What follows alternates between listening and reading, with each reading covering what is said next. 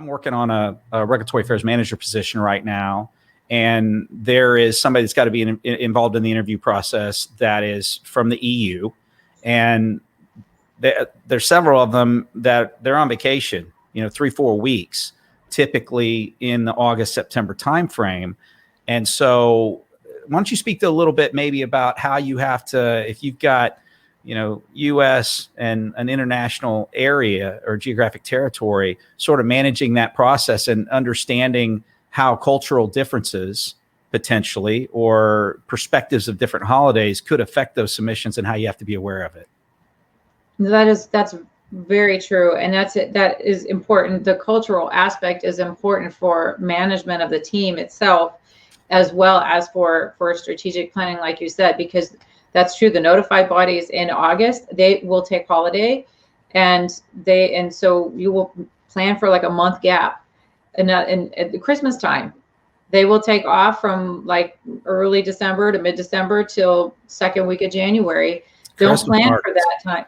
Christmas markets. Oh, who doesn't love a Christmas market? Christmas markets are awesome. I loved Christmas market. That was one of the favorite things about Europe. I wish they had those here. But it's important to people. People really value their time off. They love those holidays, even if they're not particularly religious per se, but the pageantry of it, the time with family, it means a lot to them. And so it's one way to really like a fast track to alienate the team to be, constantly, over Christmas time, calling people, expecting people to pick up email and all this stuff. Respect people's time off, and that they're not, most of the international markets that I've worked with culturally, that they're not on all the time. They're not all about business, and they're very relationship oriented.